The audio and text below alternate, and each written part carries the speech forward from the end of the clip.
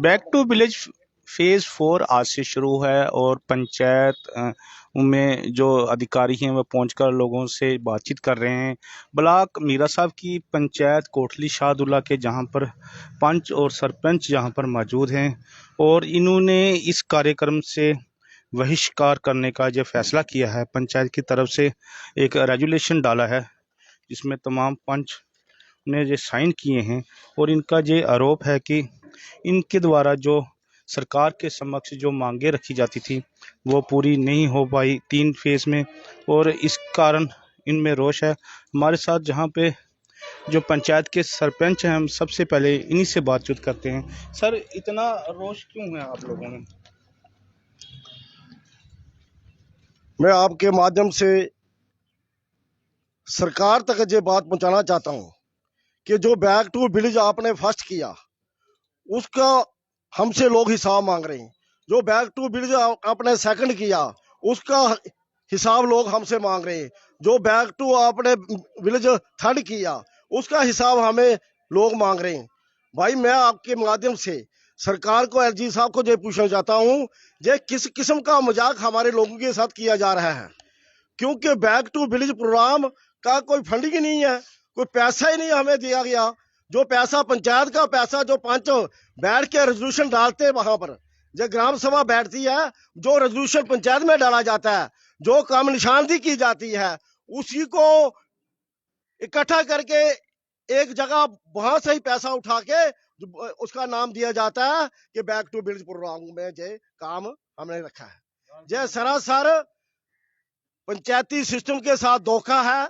हमारे लोगों के साथ धोखा किया इन लोगों ने, क्योंकि सबसे पहले इन्होंने जो ई टेंडरिंग की है, मैं समझता हूं कि ई टेंडरिंग जो सरासर जो पंच और सरपंचों के साथ इन्होंने धोखा किया है।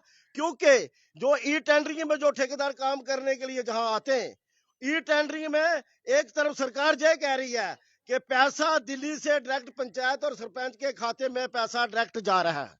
मैं इस चीज को कंडेम करता हूं और ये झूठी हवा जो फैला रही है सरकार, लोगों को गुमराह करने का जो इन्होंने काम झंडा उठा हुआ है, मैं इनसे अपील करता हूं कि लोगों को गुमराह करना बंद करो और लोगों के काम करना की तरफ ध्यान दो। कौन कौन से जो बोले थे जो काम जो नहीं हो पाए, जो आपने क्या क्या लिखा था? देखो, मैं आपके माध्यम से सरकार को जे चेतावनी देता हूं। जे हमारे देखो गांव था मेलावाल में, जे आदर्श ग्राम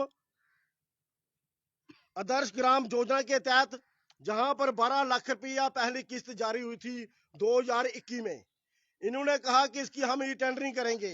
पहले बीडीओ ने वर्क ऑर्डर अथॉरिटी की, उसके बाद इन्होंने कहा कि इसको कैंसिल करना है, ई टेंडरिंग। हमने कहा ई टेंडरिंग करो।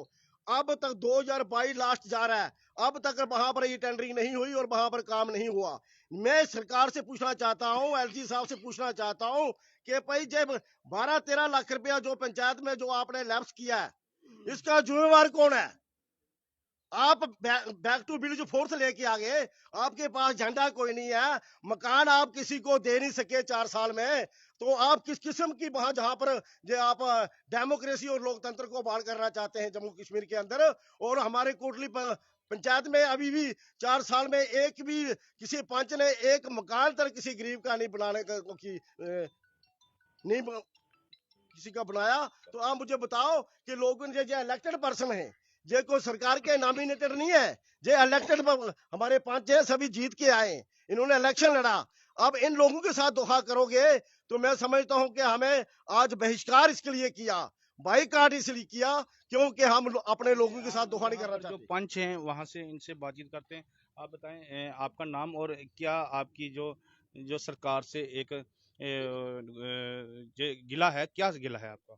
देखिए जी, मेरा नाम तीर्थराज मोटन, पंच गांव मेलवाल, पंचायत कोटली शाहदुल्ला।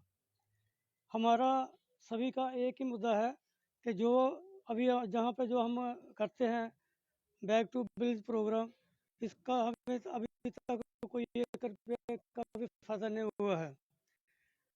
ऑफिसर आते हैं, हमें इकट्ठा करते हैं, पूरा मिलते हैं, लोगों से साथ बात करते हैं और हमारा जो भी प्रोग्राम लिख कर ले जाते हैं और बाद में उसका कोई भी एक्शन नहीं होता है।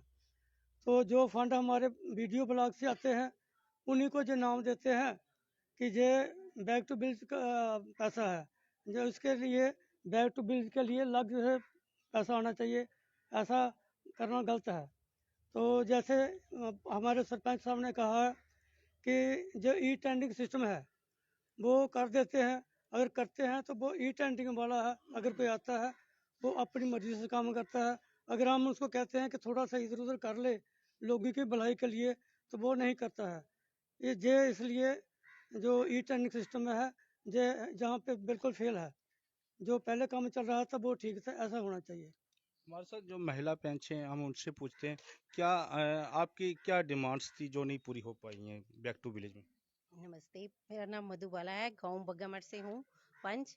लेकिन बैक टू विलेज में जब भी आते हैं वो एक फाइल तैयार करके चले जाते हैं। उसके बाद जब लोग हमसे पूछते हैं कि नहीं आपने ये काम लिखवाया था तो होना चाहिए, बट वो कुछ होता ही नहीं है। तो इसलिए बड़ी शर्म की बात है कि हम अभी तक कुछ नहीं कर सकते। इनके अगर पंचायत घर की मैं हालत आपको दिखाऊं तो ये देख सकते हैं, ये हम इनके पंचायत का देखा तो जहाँ इसकी हालत जो है काफ़ी बदतर बन चुकी है। और इन लोगों का कहना है कि जो हम हमारे द्वारा जो जहाँ पर जो फंड्स जो काम रखे जाते हैं वो आते नहीं हैं, अपनी मन मर्जी से जो काम आते हैं, ई टेंडरिंग ठेकेदार अपनी मर्जी से काम करते हैं। हमारे साथ एक पंच और मौजूद हैं। सर क्या नाम है, आप क्या क्या कहना चाहते हैं। मैं आपके माध्यम से ये कहना चाहता हूँ कि सबसे पहले तो पंचायत का अपना सीडीएफ जरूर होना चाहिए। अगर ये सीडीएफ नहीं दे सकते तो ये पंचायत के इलेक्शन ही नहीं होने चाहिए। उसके बाद दूसरा, जो मकान है हमारे 5 साल पहले जो इन्होंने एक लिस्ट बनाई थी उसमें से एक मकान भी इन्होंने दिया। उससे जो पहले लिस्ट थी, क्योंकि मेरा ये अभी तीसरा टर्म है, तो जो पहले दी थी उसमें भी किसी को 20-20 हजार रुपया दिया है। उसके बाद बोला ये स्कीम जो कैंसिल हो गई है जी, इसमें आपको कोई पैसा नहीं मिलेगा। अब जो लोगों को 20-20 हजार रुपया दिया हुआ है, ना तो वो काम करने जो रहे ना कुछ, तो ये बहुत बड़ी समस्या है। मेरा कहने का मतलब है कम से कम पंचायत का अपना सीडीएफ जरूर होना चाहिए। Thank you. इन लोगों का कहना है कि जो पंचायत का अपना एक फंड्स होना चाहिए ताकि जो लोगों की मर्जी से काम किए जाएं। और आज जो पंचायत में आपसे फिर कहना चाहता हूं, जो इन पंचायत कोटली शाहदुल्ला है, इन्होंने बैक टू विलेज 4 का जो सभी पंचों ने रेजुलेशन डालकर बाइकाट किया है। अधिकारी अंदर बैठे हैं जबकि ये 5 सरपंच बाहर बैठकर सरकार के खिलाफ रोष व्यक्त कर रहे हैं। मुकेश रैना, पंजाब केसरी टीवी।